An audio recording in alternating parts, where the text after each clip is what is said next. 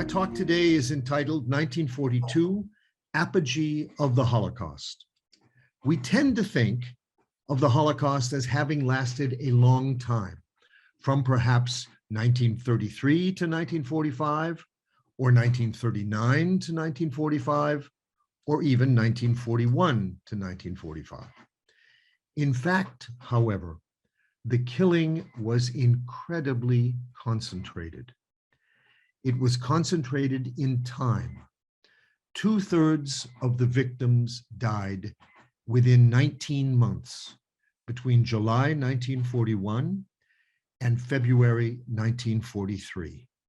That is roughly a year and a half. 1/2 of the victims, 3 million people, were killed in only 11 months, between March of 1942 and February of 1943. And even more amazing than those numbers is the third one.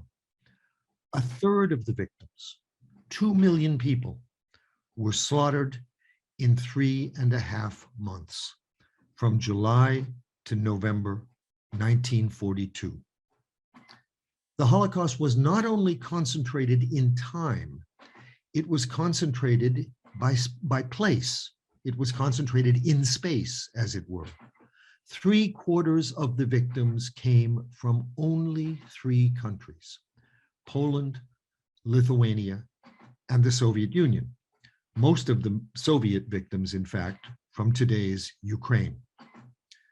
One of the reasons why the Holocaust could happen so fast, why it was concentrated by time, is that it happened largely in a compact area, because it was concentrated by space. Now, to illustrate that, I have 2 slides here to show that give you a sense of these numbers. The first shows the pace and the intensity of murder. By time, here you see divided in certain time periods. January 1933 to August 1939 is the first period of Nazi rule, during which perhaps 100,000 Jews, some 2% of the victims of the Holocaust, died, most of them natural deaths. From September 1939, the invasion of Poland, until June of 1941, the invasion of the Soviet Union, about 500,000 more Jews were killed, some 8% of the total victims of the Holocaust, mostly because of the conditions in the ghettos into which they were crowded: disease, starvation, exposure, and so forth. Altogether then, by June of 1941, by the time the Nazis invaded the Soviet Union, 10% of the victims of the Holocaust had died. And then the explosion began. Between the time of the invasion and the encirclement of the German armies and their ultimate surrender at Stalingrad at the very beginning of February 1943, roughly 4 million people were killed. About 2/3, 67% of the total victims. Partly by shooting, by a slight majority by gas.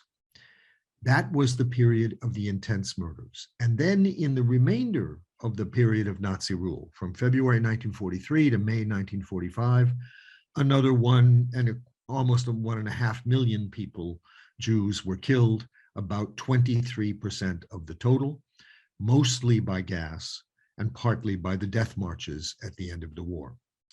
In other words, as I says here on the right-hand part of the chart that you're looking at, of the 6 million dead, 77% perished while Nazi Germany was ascendant, while it appeared to be winning the war, including the 75% of victims killed in the time frame that I have emphasized. The vast majority of the killing took place in these short intervals that I have described.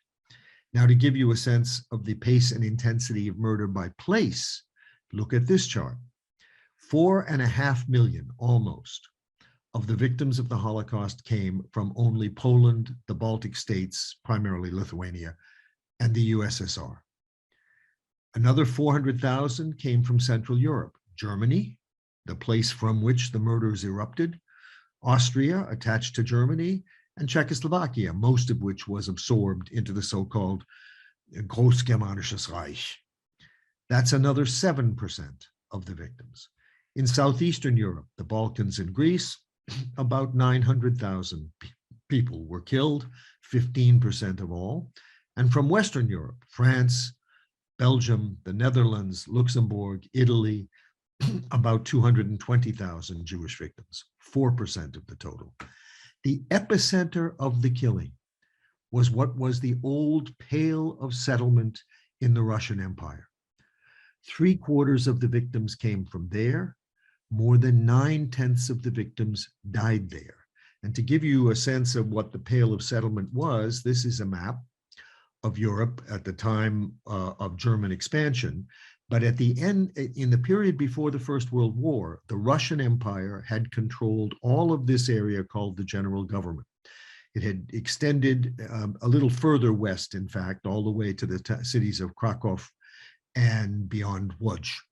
And this area of the old Russian Empire, from the Baltic Sea to the Black Sea, was the area where Jews were permitted by imperial decree to live. They were only exceptionally allowed in the Russian Empire to live outside of that area. And that is why, even 30 years later, when the German forces invaded and crossed and conquered these regions, this was the area in the world most thickly settled with Jews. It had the largest available Jewish population. In other words, the temporal epicenter of murder was 1942. The geographical epicenter was in the old Pale of Settlement. The Germans killed most and fastest where Jews were most numerous, most distinct, and most separated from the rest of the population, thus easiest to round up. The Germans also killed where Jews were closest to the fighting, using combat against partisans as the justification for murder. In 1942, the front was basically on a line here from Leningrad, southwest of Moscow, and down through this area. Most of Ukraine was already or about to be under German control. This was the fighting front in 1942, and this was the area in which the Jewish population was concentrated. Finally, the other important thing to note about this geography is the Germans killed in a manner that was out of reach of the Allies. At the beginning of 1942, the front was here, so the Russians were back this far away. The only Allied aircraft that were available to fight Germany were based here in Great Britain. Their range was basically to fly as far as Berlin and back. After that, they would run out of gas. They could not penetrate these areas. And this is where the death camps were. If you follow my signal, if you follow on that chart and make a rough circle around the territory labeled there as the General Government, you will notice that the death camps were all arranged around the borders that you see there described.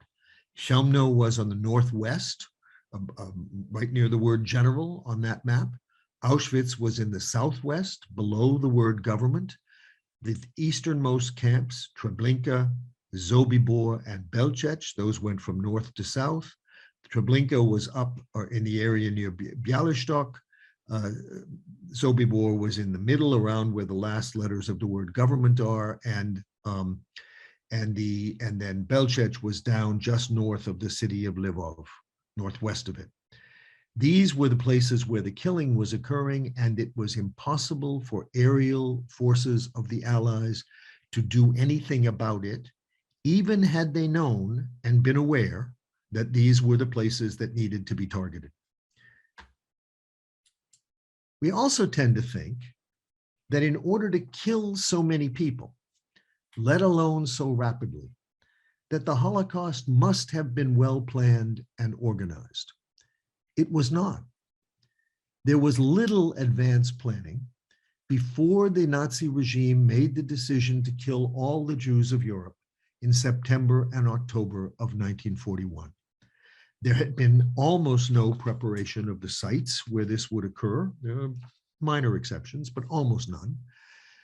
The only thing the regime had done in anticipation is it had built a small, probably no more than 1,000 people at the time. It had built a small cadre of dedicated killers, people who had joined the SS, had become part of the security service within the SS, and particularly those sections that were dedicated to the anti-Semitic parts of the Nazi ideology. These were the people who became the core functionaries of the Holocaust. They are the only group that in a sense had been prepared in advance, and they were to become the central perpetrators of what occurred. Other than that, though, other than the preparation of these people, there had been almost nothing done in advance. In the spring of 1941, a second measure had been taken, the cobbling together of units that were called the Einsatzgruppen, the operational groups that were to go in behind the advance of the German forces into Russia in the late part of 1941 and shoot male Jews, communist functionaries and so forth, and their mission gradually expanded in the course of 1941 to include killing women and children as well. But there had been no preparations for the European-wide Holocaust, for the rounding up of massive numbers of people all across the continent, particularly from the concentrated area where the camps were sited, and bringing those people to death.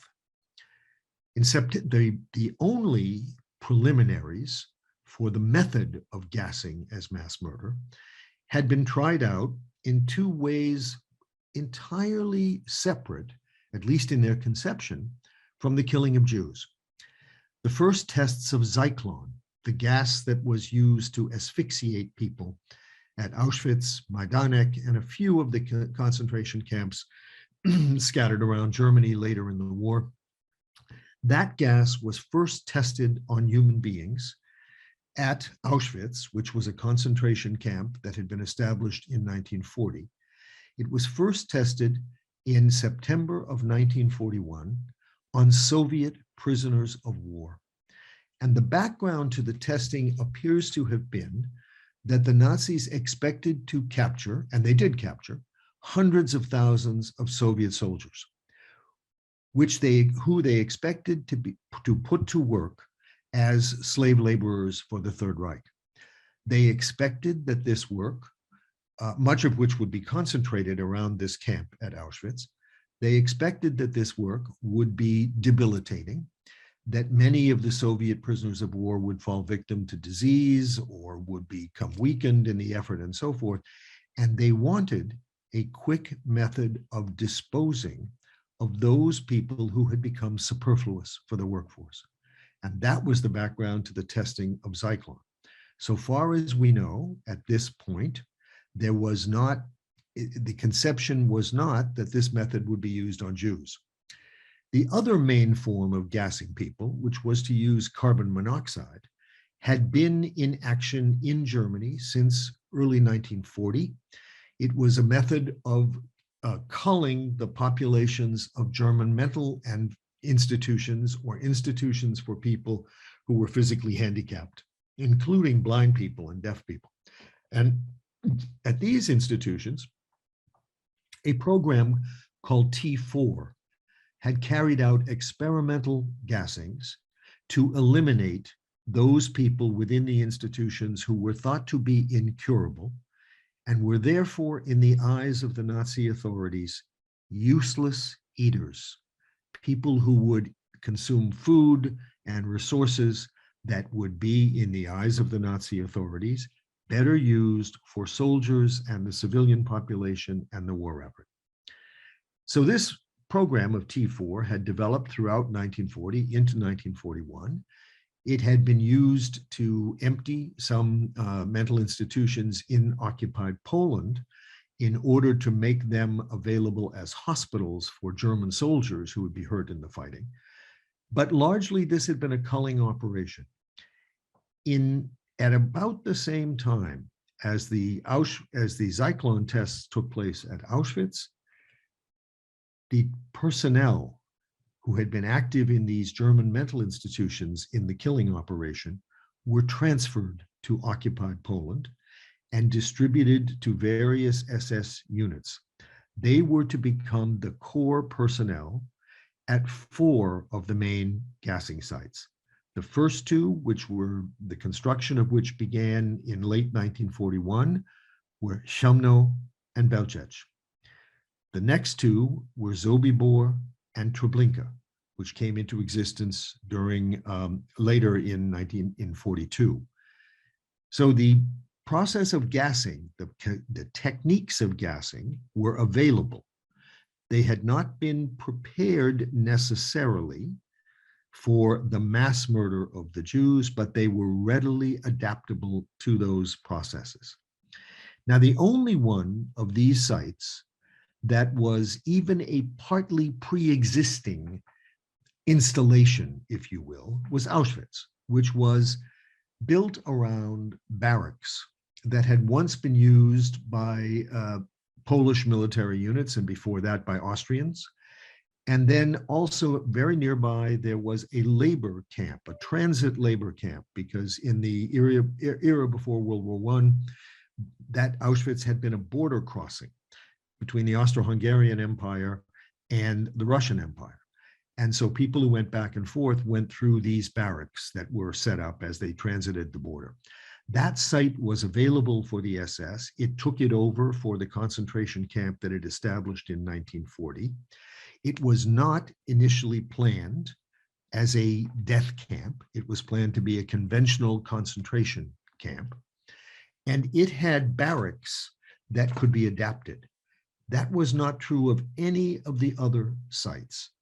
All of these places, Chełmno, Belzec, Sobibor, Treblinka, there had been things there. At Treblinka, there was a quarry. At Sobibor and Belzec, there had been a military site where tank ditches had been dug because they were right along the border that divided Germany and Russia up until the middle of the Soviet Union, up until the middle of 1941.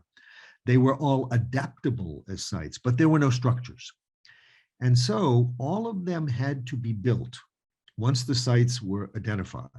They all had to be expanded, and there was no budget for this. Among the lack of preparations of the regime is it had not set aside any means of establishing the sites at which murder would take place. Commandants were appointed, partly people who were experienced with T4, with the murder of the handicapped back in Germany, partly people who had come out of that core group of murderers who'd been trained in anti-Semitism in the SD, the security service, in earlier years. They were assigned the sites, and they were basically told to catch as catch can. They were told to put together what they needed: the buildings, the fencing, the barbed wire, even the pots and pans, by pillaging from the neighborhoods of these sites.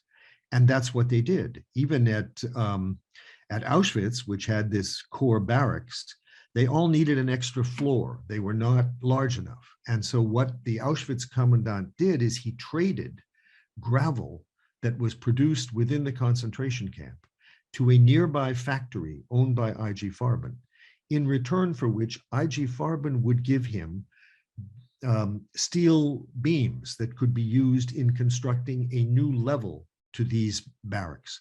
It was barter, it was trade, it was improvisation. And the same, and even at Sobibor, the core of the camp was houses in a little village along a train junction. The SS basically either repurposed those houses or ripped them down and recycled the bricks to make the things they wanted to make, including the gas chamber. The same thing happened at Birkenau, the site that adjoined Auschwitz beginning in 1942. At Birkenau, there was a small village. There were a number of peasant houses. The SS ripped them all down and turned them into barracks for prisoners. They kept 2 of the peasant houses, which they used as the first gas chambers at Birkenau. So you see, this was all done on a shoestring, is the American expression for this. It was all done on the cheap. All of these camps were small, ramshackle, and cobbled together from whatever they could get in the vicinity. To illustrate this, I've got a couple of slides here that will give you a sense. The first one is right now, as you can see, is a ruin. That is the ruin of the site, of the core site of the death camp at Chelmno. What you see are the foundations that still exist to this day. When the Germans were retreating in 1944, they blew up the building. The building was an old manor house. It had been built by a Russian aristocrat back when this territory was part of the Russian Empire. He also built the church that you see in the background. After the fall of the Russian Empire, that manor house was taken over by a Polish municipal government. They divided it up into apartments and so forth. In 1941, when the former leader of T4, the former leader of part of T4, who was told he was going to be put in charge of the gassings in the part of Poland that had been annexed to Germany, he was told he was going to do that, and he was told to find a place that would be suitable for this.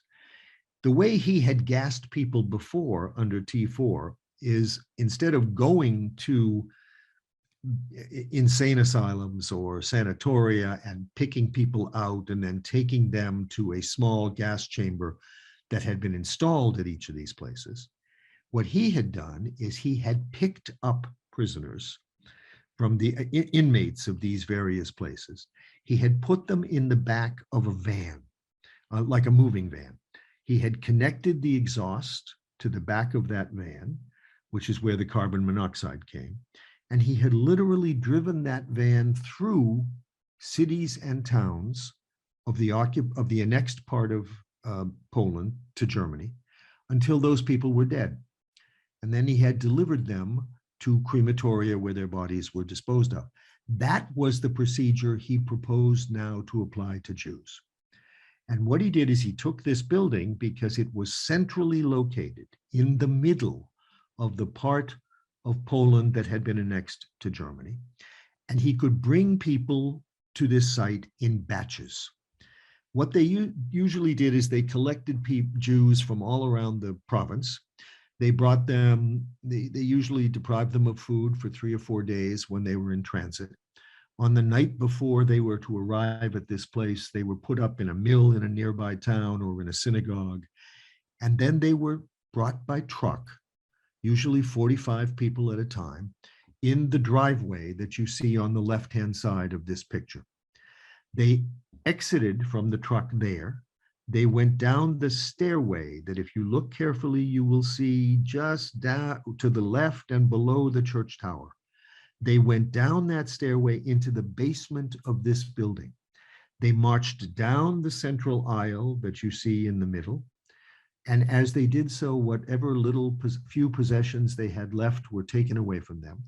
They got to the end of this. You can't see the stairway that they came up, but there was a ramp, a kind of platform, all up above the area where you see the stones. And that made a level area.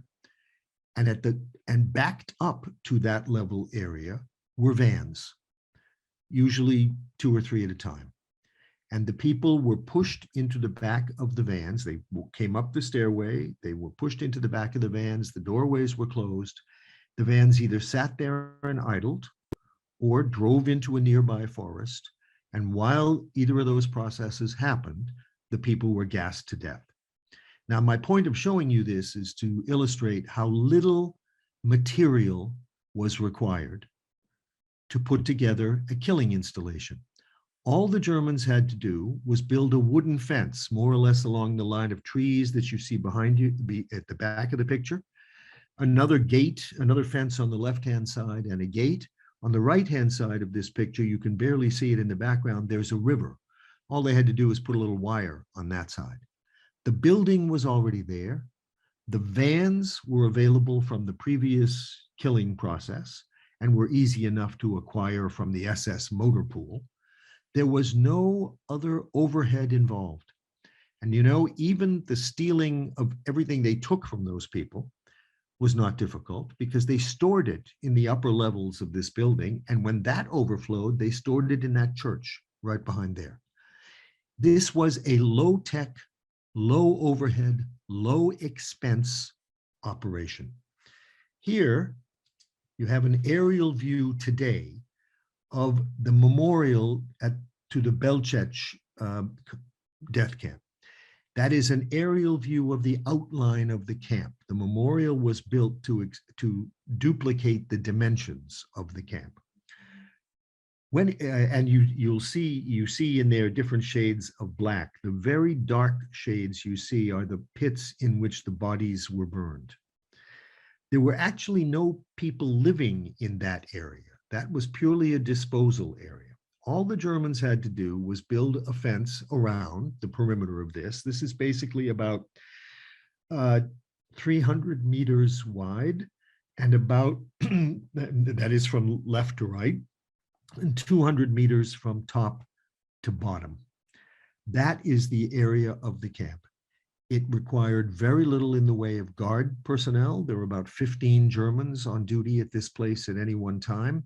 The other guards were all so-called Heavies. They were recruited from Soviet POW camps and told that they would have a uniform and 3 meals a day, and they would not starve to death in German captivity, in return for which they would help with this operation. The rail line that you see at the bottom, which more or less runs underneath the number 2 on that map, that was already there.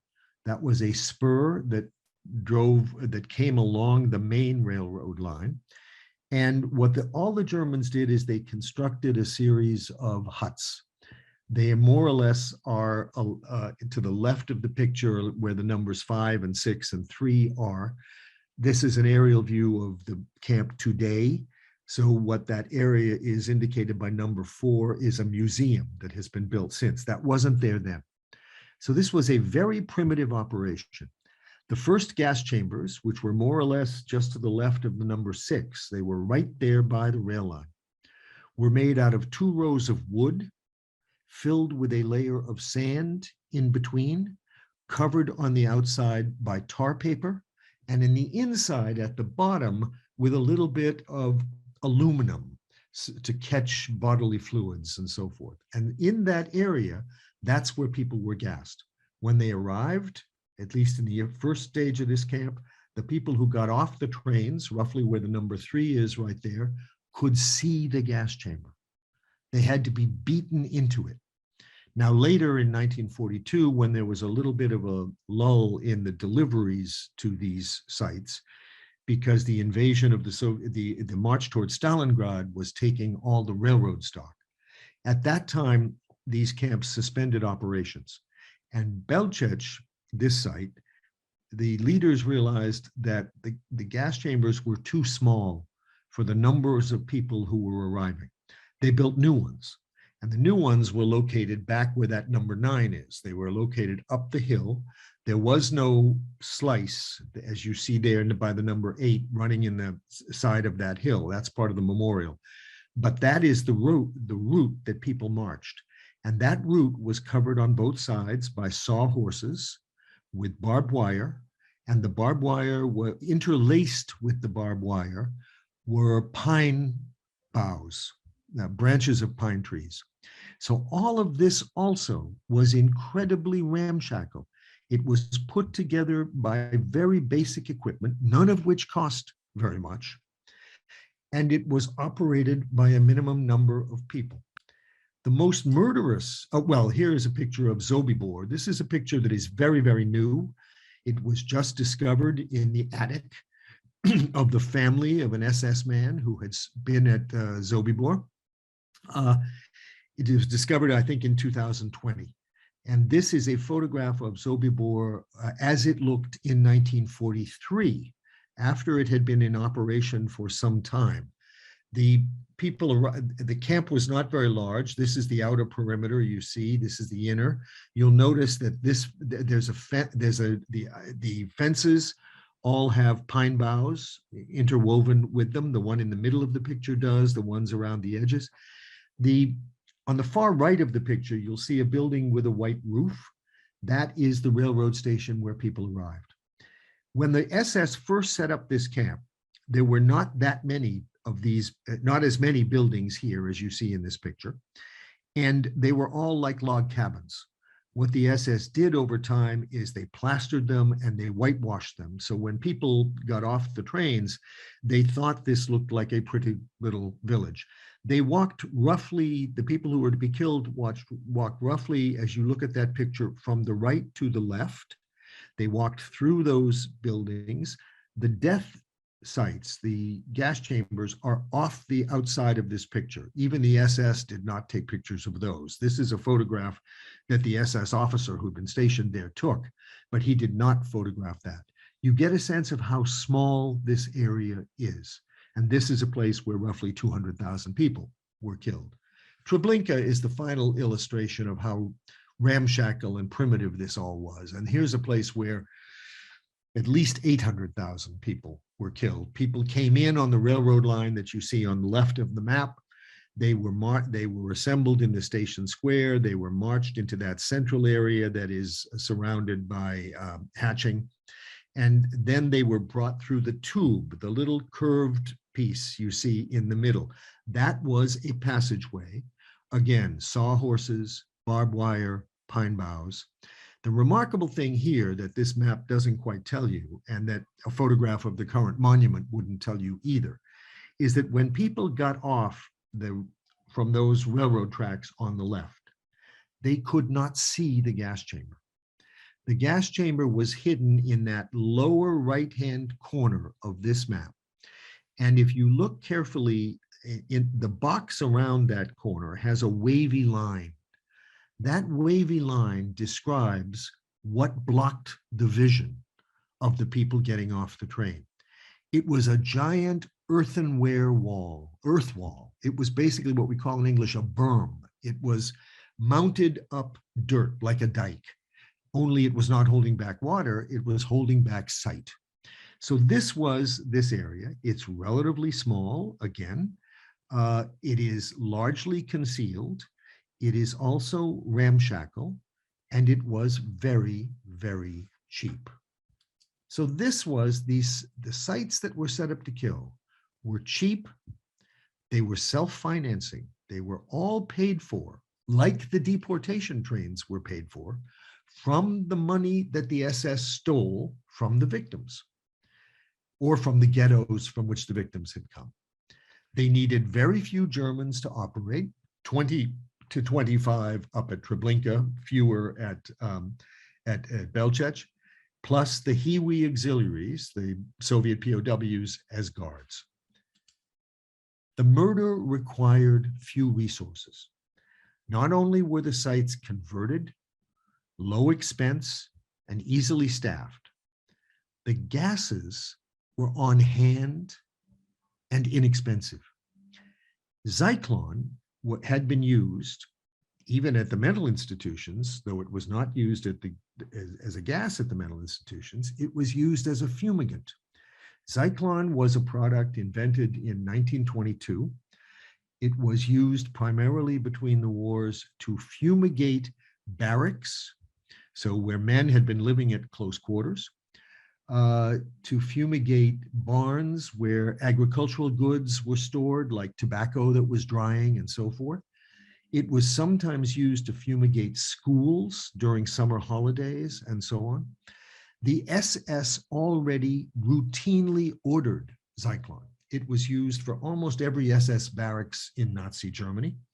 The military routinely ordered Zyklon, also for barracks, but also, for instance, for submarines, because whenever a submarine returned to harbor after an expedition in the North Atlantic to sink British ships or so on, the first thing that happened is the crew was offloaded, and then at either end of the submarine, where there's a hatch, a person wearing a suit and a gas mask would get in and would open a can, usually with a pointed object, and the can contained the pellets that were Zyklon.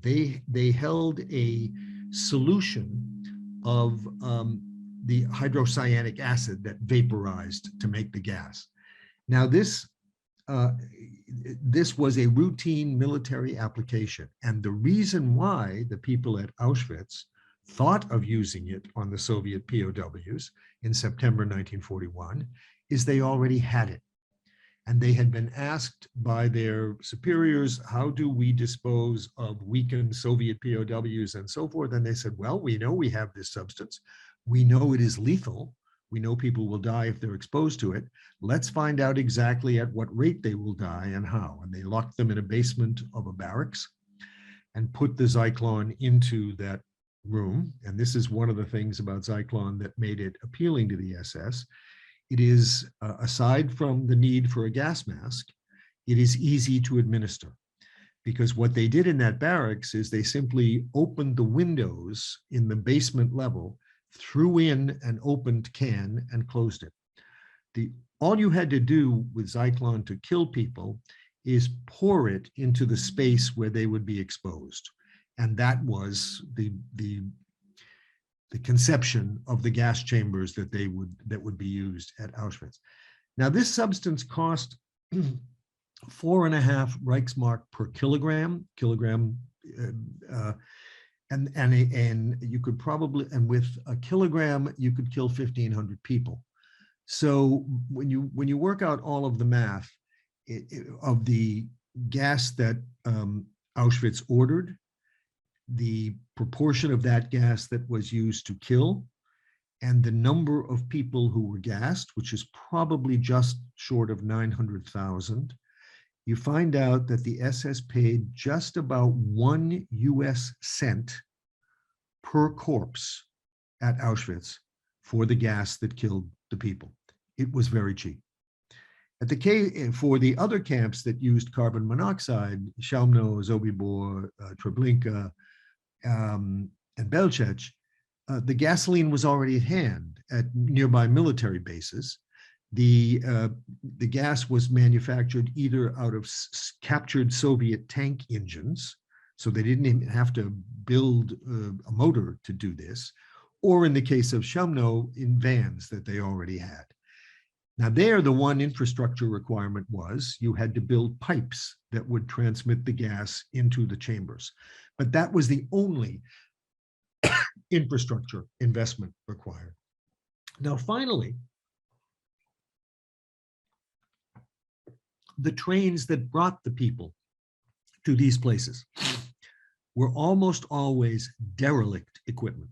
They had been, as the German word goes, ausrangiert. They had been decommissioned. They were no longer actively being used for civil or military traffic anyway. So it was fourth-rate equipment. It was not detracting from the war effort. Moreover, there were limited numbers of them, particularly within Poland, which is where, remember, the great bulk of the murders not only took place, but also the great bulk of the people killed lived, at least half. The trains were designated. They were reserved for the purpose of going back and forth from some site from which people were being deported to some site at which they were to be killed. And that meant that the amount of equipment was limited.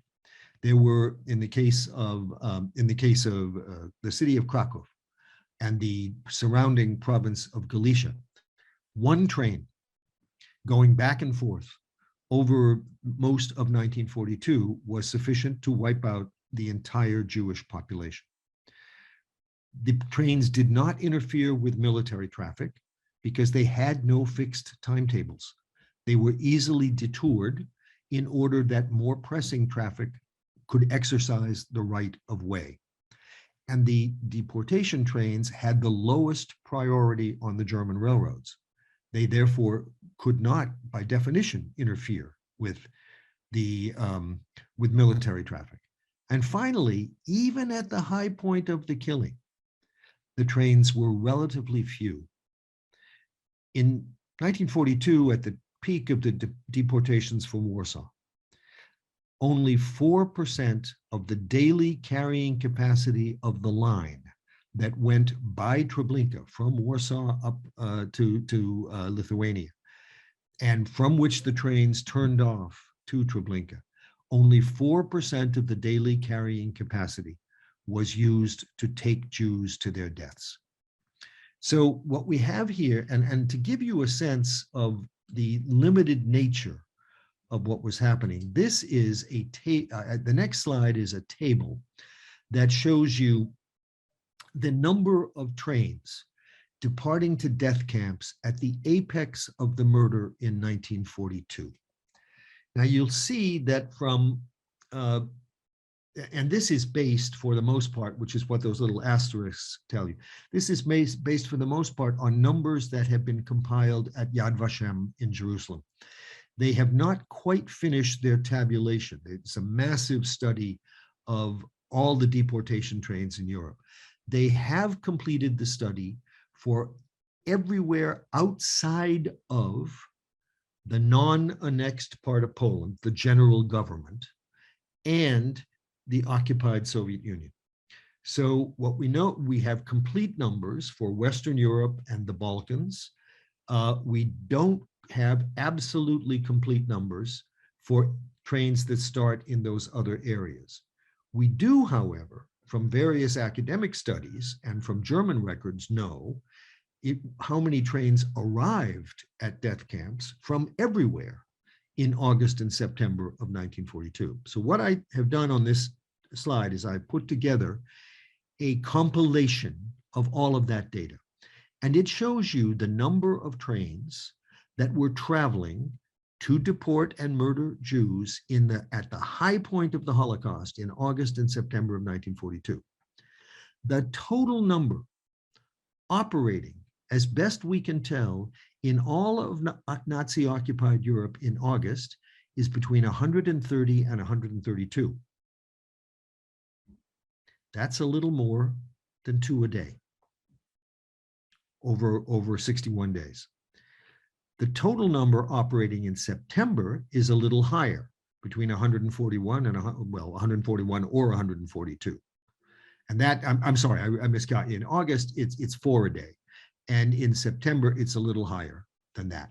So what you have here is, in all of the thousands of trains that are operating in Nazi-occupied Europe in the summer of 1942, at the peak of murder, only 130, 272 put together for both months are being used to deport people to kill. This gives you a sense of the comparative framework. Now, the next slide is I want to show you, is an animated slide that will give you a feel like nothing I have ever seen before. This is not my slide. I did not make this. This was made by an Israeli mathematician of great resourcefulness and patience. And what this slide will show you on the map that you see when it is activated is that slide, you will see colors come up for little villages from which people are being deported on a given date.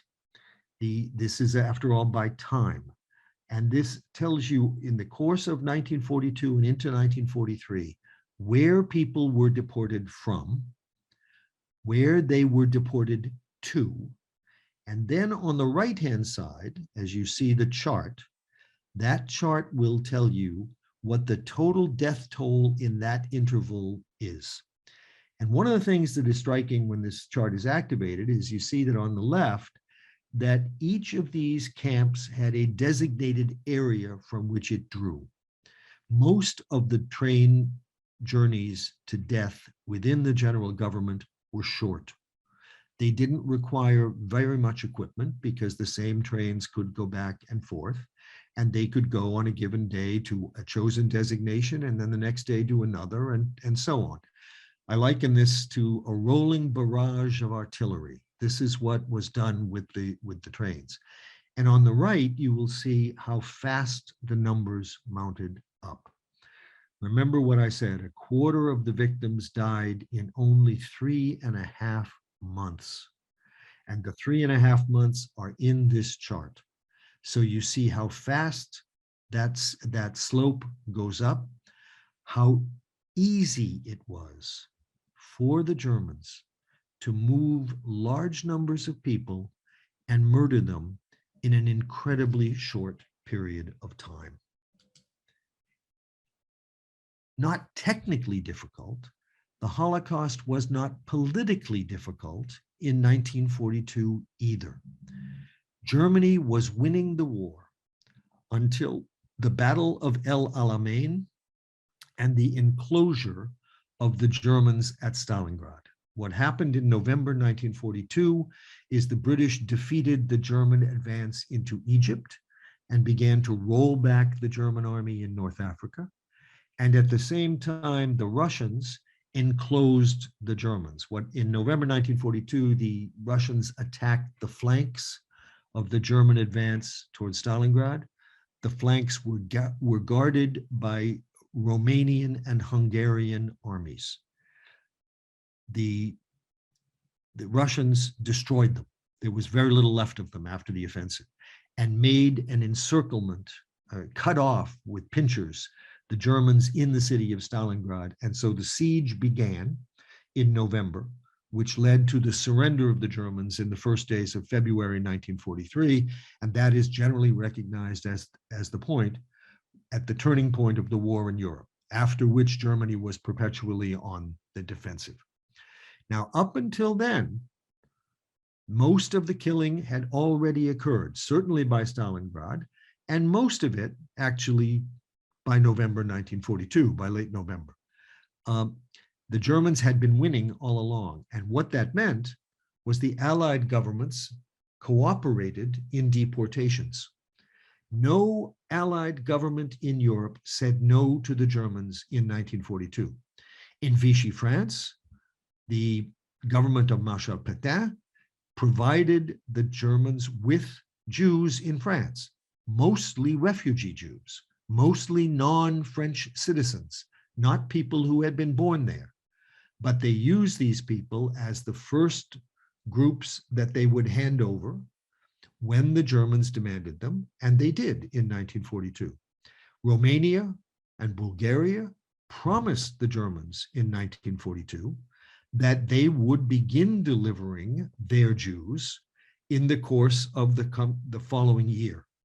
Hungary refused, but all of those countries, Romania, Bulgaria, and Hungary, themselves made territorial gains in the course of 1941, and they turned over the Jews in the areas they acquired to the Germans, partly as a way of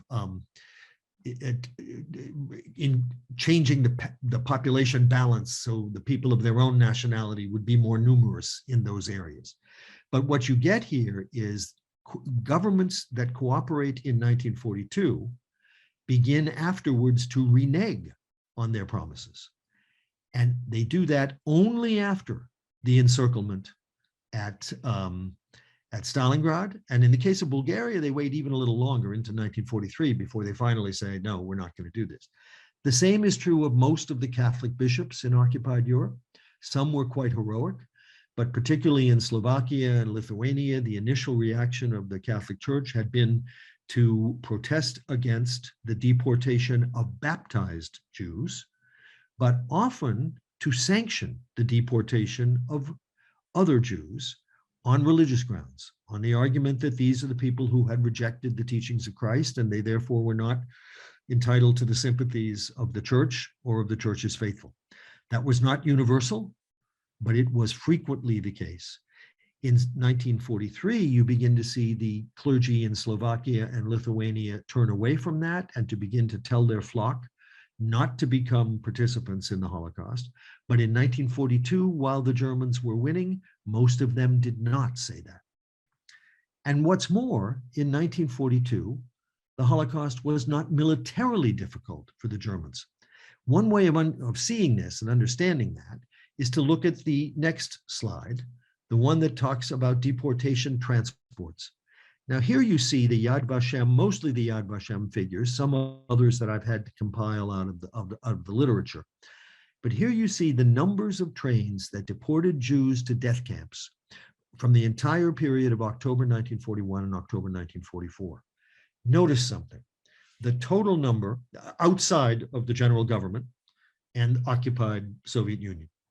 Notice the total is 845, the lower right-hand corner number. Go back to the column for 1942. You'll see that 440 trains rolled in that year. More than half of the deportation trains that ever took Jews to death rolled in 1942. Now, one reason for that, of course, is that the Nazis were so murderous, that there were fewer people left to deport in many areas after 1942, because most of them had been killed. That was not true of France, however. And notice that in France, 42 of the trains, well over half, rolled in 1942 and only 31 later. The other explanation for this is military. It simply was not a top priority. And as the war turned against Germany, the use of equipment and activity and so forth, even marginal, that became more difficult for the SS. And so what you have here is an indication of something that the literature shows in countless ways, and that is the war effort often impeded the Holocaust. The Holocaust never impeded the war effort. And so the numbers here give you a sense of that. While all this was happening, no Jewish response could stop the slaughter or save more than a remnant of the people. By 1942, the populations of the ghettos in Poland were worn down and exhausted. The Jews of even the occupied Netherlands were the same. The remaining Jews in Germany also, all of whom they were not living in fenced ghettos, but they were living in particular houses that had been designated for them. They were not allowed to shop until late in the day when very few goods were left available to them and so forth. So all of the populations that were about to be assaulted were weakened in advance. East of the former Soviet border, the young men had almost all been killed in 1941 by shooting. If they hadn't been killed, they had been called to arms in the Soviet army, and many had been captured in the POW camps, and there they had starved to death. But west of that border, many of the young Jewish males had been co-opted into the order service, that is the police forces in the various ghettos, as part of the German strategy of divide and rule.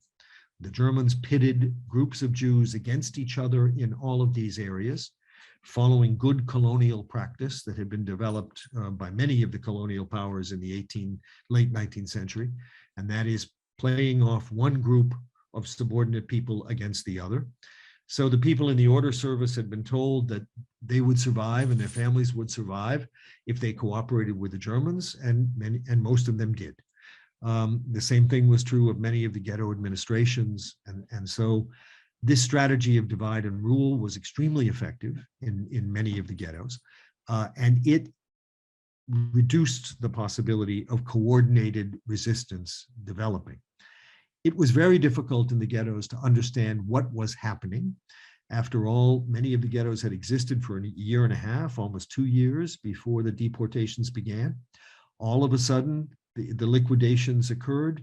They occurred in a very staccato pattern. The Germans would sometimes designate a ghetto in the Northwest. I'm talking now about the big city ghettos, not the small provincial ones. They would designate something in the northwest of Poland, and then in the southeast, and then in the middle, and then in the southwest. And as these moved around, the messages that went from one to the other were often not clear. People found excuses to believe it wouldn't happen to them. They thought that maybe these were isolated stories, and so forth. And so understanding what was happening even after it started was very difficult. There was camouflage messaging from the Germans about where people were going. Many people were reluctant to accept the harsh reality that their situation was hopeless, that they were vastly outgunned. The Germans had a plan, Nothing stood in their way. And then what really deluded people was in almost all of the major ghettos, even after huge liquidations. In the Warsaw Ghetto, 250 to 300,000 people were deported in 1942. But at the beginning of 1943, there were still 50,000 people left in the ghetto. And the endurance of a rump of population in each of these areas became a kind of hope that people could cling to, that somehow somebody would survive. And so there was very little in the way of collective resistance, almost none in 1942, aside from incidents of people attacking German officers and so on. And the only option open to most of the victims at this time was individual flight. The chances of survival in that were highly variable. They were better in some countries than in others, but in the area where most of the Jews were concentrated, Lithuania, Ukraine, Poland, the odds of surviving when you fled into the countryside were small. One of the currently most explored areas in the study of the Holocaust, because for so many years it was difficult to explore this, is what happened in Poland and Ukraine to people who fled out of the ghettos and so forth. Much to the chagrin of the current Polish government, most of this research shows that a minority of the people who fled survived the war.